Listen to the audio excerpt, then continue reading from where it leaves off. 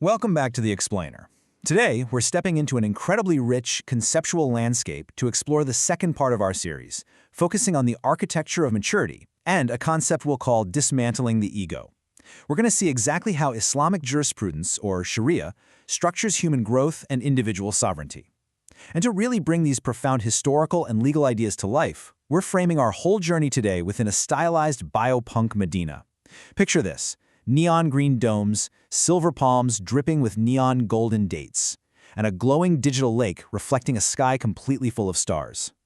Within this space, the Prophet Muhammad is visualized conceptually as a brilliant, featureless pillar of light, while figures like Khadija, Aisha, and Fatima appear as radiant, glowing entities.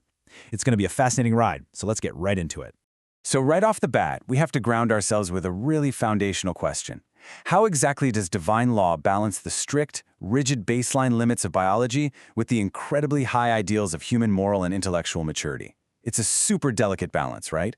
Bridging what our bodies are physically capable of with what our minds are actually ready for. All right, Chapter 1, the architecture of maturity. Let's look at how the baseline of Sharia defines the borders between good and evil. Think for a second about the concept of fitra. In the sources, this is described as the natural disposition of a human being toward harmony with truth. The brilliant thing here is that Sharia's design isn't meant to be some restrictive cage, it's actually an expanding path of growth. As a person's physical and intellectual capacities expand, their legal obligations and limits expand right alongside them.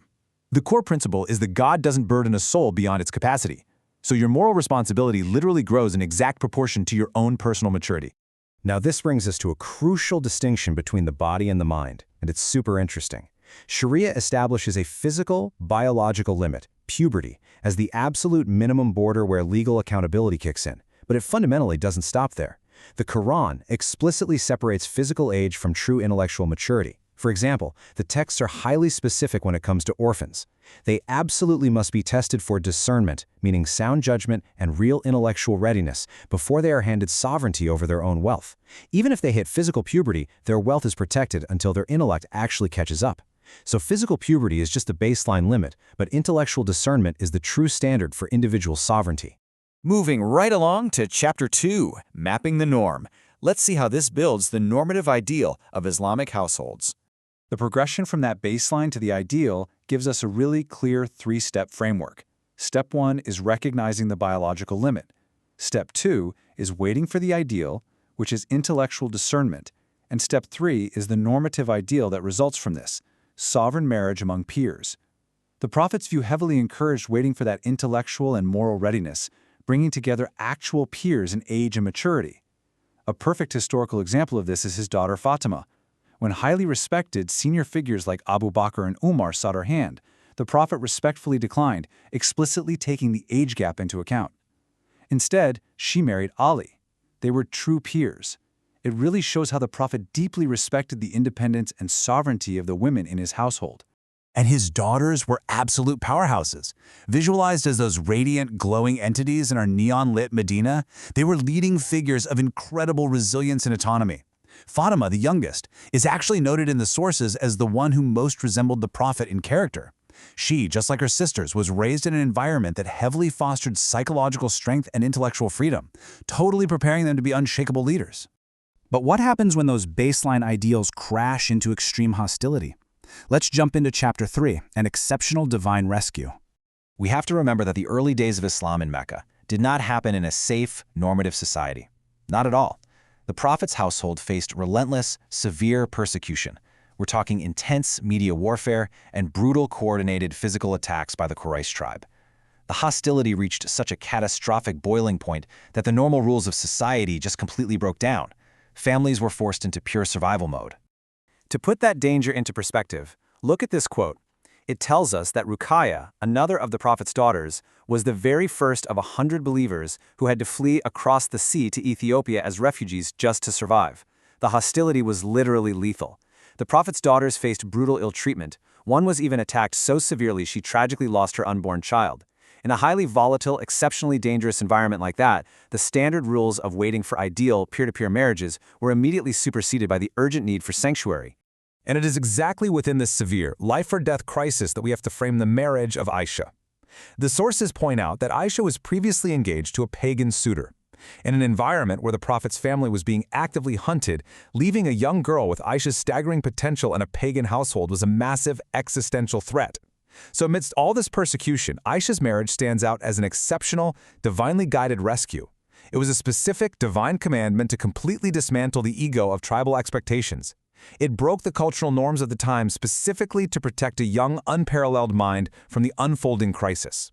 Which brings us perfectly to Chapter 4, Architects of the Faith, where we explore exactly why that specific mind needed protecting.